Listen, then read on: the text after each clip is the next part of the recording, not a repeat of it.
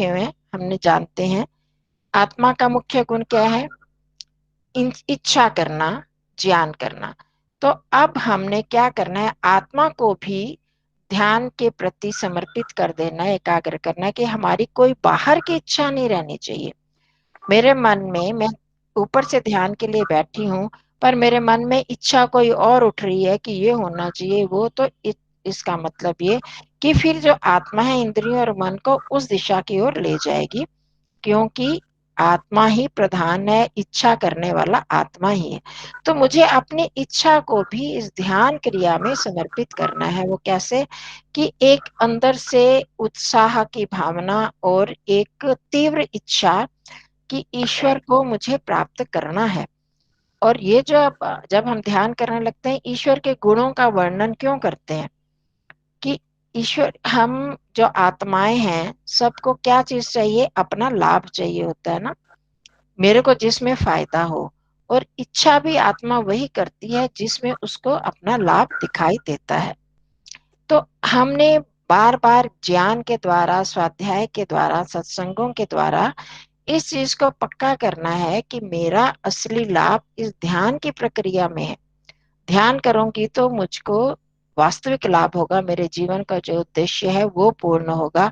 अब जीवन के उद्देश्य के प्रति भी मेरी लालसा होनी चाहिए, मैंने क्या निश्चित किया हुआ है। तभी तो इस संध्या की प्रक्रिया में सारी यही चीजें आ रही है ना। पहले हमने अपना लक्ष्य को निर्धारित किया, लक्ष्य को देखा, तो उसी में इंद्रियों को लगाना है, उसी में और साधनों को भी लगाना है, और उसी में आत्मा को भी उसी में लगाना है। वो हमारी इच्छा एक ऑटोमेटिकली, स्वभावता ही वही बन जाएगी, अगर हमने सचमुच अपना विचार करके, विवेक करके अपने जीवन के लक्ष्य को बनाया है। तो ये तो सारी पहली पूर्व, जैसे कहते हैं ना, पूर्व तैयारी होती है। जब हम फिर वहां पर उस स्थिति में पहुंचते हैं कि ये मैं आत्मा हूँ, और मेरे मुझे मन को भी आत्मा में ही लगाना है, तब फिर हमारी एकाग्रता बनती है। मन, इंद्रियां, बुद्धि, ये सारे जो हैं वो आत्मा की तरफ आ गई, फिर हम उससे ईश्वर की उपासना की ओर जाते हैं। तब असली ध्यान का लाभ होगा, और उसमें जितने जितने गहराई में हम जाते जाएंगे।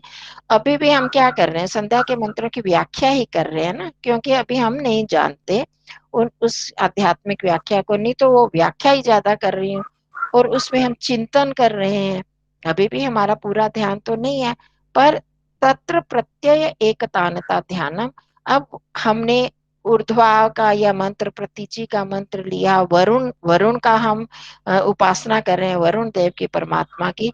तो उसमें हम ऐसे पूरी तरह खो जाएं कि वो ही मेरा वरण करने योग्य है, उसके अतिरिक्त मुझे किसी और चीज की इच्छा रहे ही ना।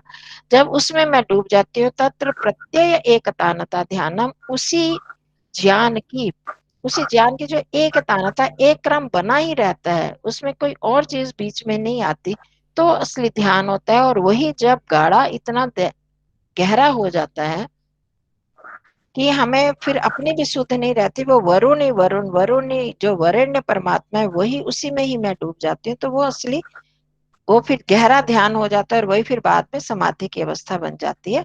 तो ये बात ठीक है, एकाग्रता जो है उसमें सहायक है।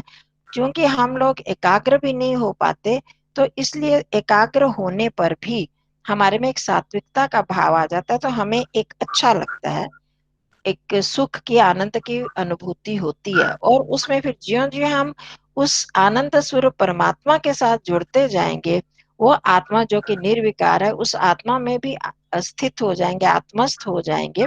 तब हमें बाहर की किसी चीज की भी आवश्यकता नहीं रहेगी, क्योंकि आत्मा को तो किसी चीज की जरूरत नहीं है। जब तक शरीर के साथ है, शरीर को ही सब आवश्यकताएं होती हैं, इसलिए हमारी बाहर की इच्छाएं बनी रहती हैं।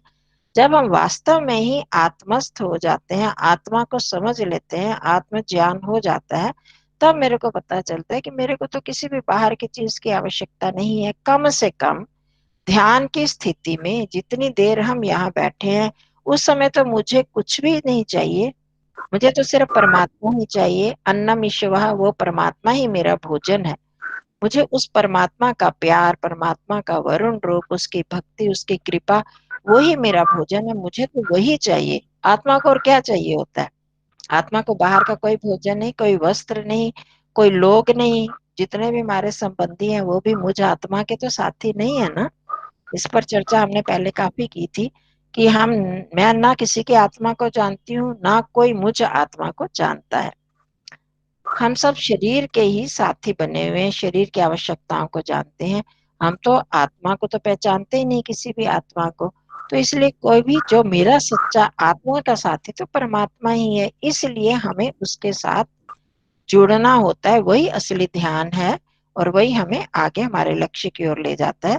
पर हम एकाग्रता को की उपेक्षा नहीं कर सकते, इसको इग्नोर नहीं कर सकते।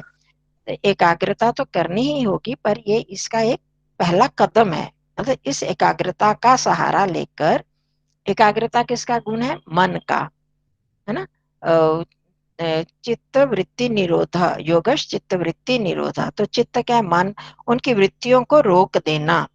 तो वो तभी हम आगे बढ़ पाएंगे जब एकाग्र होंगे। हाँ, उस एकाग्रता के बाद हमें उस एकाग्रता का उपयोग कहाँ करना है वो हम पर निर्भर करता है। अगर हम परमात्मा में कर रहे हैं, आत्मा में कर रहे हैं, तो हम ध्यान की दिशा में बढ़ रहे हैं, समाधि की दिशा की ओर बढ़ रहे हैं। अगर एकाग्रता का प्रयोग बहुत दूसरे कामों में भी किया जा सकता है, वहां कर रहे हैं, तो वो उसका कोई लाभ नहीं होगा। ठीक है। और दीदी ये जो एकाग्रता के आपने साथ मंत्रों के वो जितने भी करवाए हैं ध्यान, तो वो डाले हमने यूट्यूब पे? नहीं, यूट्यूब में नहीं डाले मैंने। इस ग्रुप में डाले हैं क्या? हाँ, ग्रुप में मैं जो जो मांगता है मैं उसको भेज देती हूँ। मेरे को भेज देना जरा। तो मैंने पूरा ये नहीं किया ना, पूरा ही नहीं अटेंड किया था, जो जितने भी संध्या मंत्रों पे हुए हाँ, हैं। मैं वही सोच रही थी, आपने कहा था संध्या के हाँ। लिए, और एक बार हाँ, सविता जी ने, वो दोनों ही नहीं अटेंड कर रहे हैं। तो चलो आप कोई एक नहीं, हमें भी, रिकॉर्डिंग्स है, देख देख कर। लेना एक बार। बहन जी दीदी, हमें भी चाहिए आपके मंत्रों पर, संध्या मंत्र पर। चलो ठीक है, कर लेंगे। अच्छा जी, दीदी, धन्यवाद जी। हाँ जी, मैं एक मिनट एसी चला लूं। ये पंखे से आवाज आ रही है और समझ नहीं आ रही थी आवाज।